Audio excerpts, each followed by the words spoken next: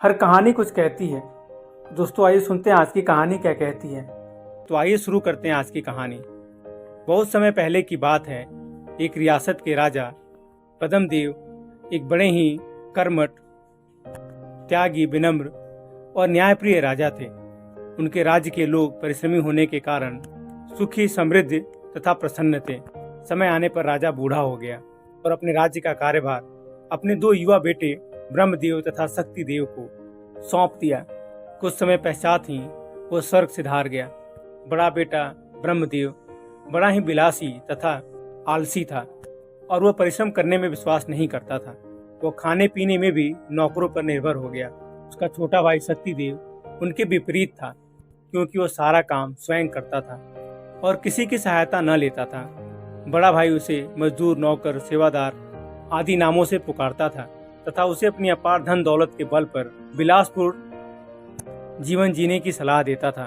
किंतु वो कहता, आज हमारे पास राज्य है, ऐश्वर्य, लक्ष्मी है, किंतु अगर ये सब न रहे तो हम क्या करेंगे।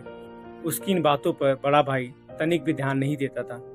कुछ समय व्यतीत होने पर राज्य में चारों ओर अराजकता फैल गई तथा जनता ने सरकारी आदेशों को मानना बंद कर दिया। सभी सभासद भी तंग आ गए और उन्होंने दोनों राजकुमारों से छुटकारा पाने के लिए षड्यंत्र रचकर बगावत कर दी और सेनापति ने राज्य पर अधिकार कर लिया तथा दोनों राजकुमारों को वहां से निकाल दिया। वो भूखे प्यासे इधर उधर भटकते रहे। फिर उन्हें एक पुरानी बात याद आई। सीमा पार नदी के तट पर एक वृद्ध बाबा रहते थे। वो धार्मिक कार्यों तथा निर्धनों की सहायता हेतु उनके पिताजी से चंदा मांगकर लाया करते थे। उस समय दोनों भाई छोटे थे।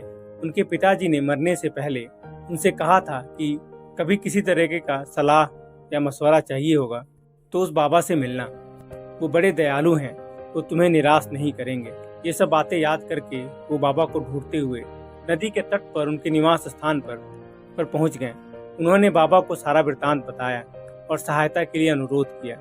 बाबा ने उन्हें धीरज देते हुए बताया कि यदि वो उनके कहे अनुसार काम करेंगे तो उन्हें उनका राज्य वापस मिल जाएगा।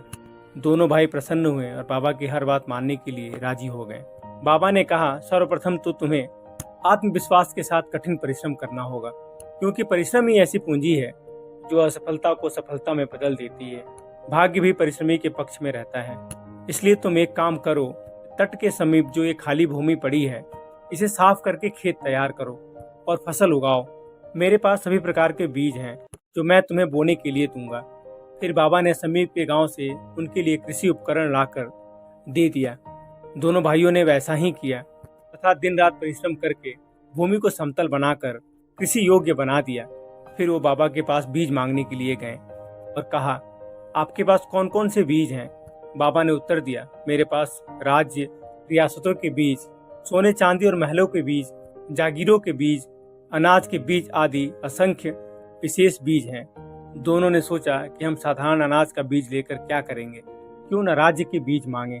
उन्होंने जब राज्य के बीज मांगे तब बाबा ने कहा, अच्छी तरह सोच लो, क्योंकि एक राज्य तुम पहले ही गंवा चुके हो। उन्होंने कहा, अब हम परिश्रम करके जी जान से उसकी रक्षा करेंगे।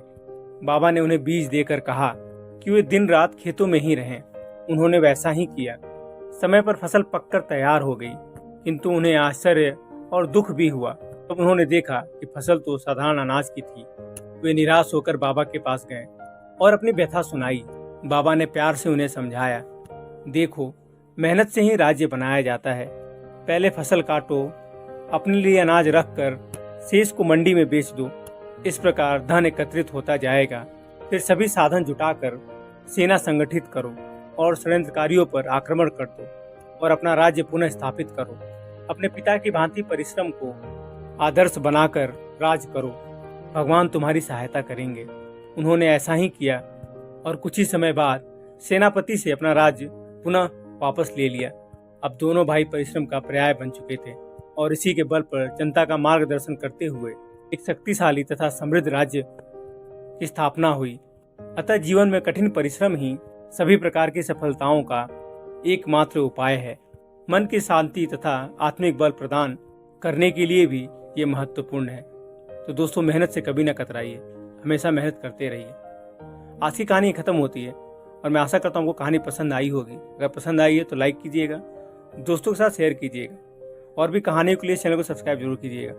मिलता हूँ अगले वीडियो में, तब तक के लिए राधे राधे।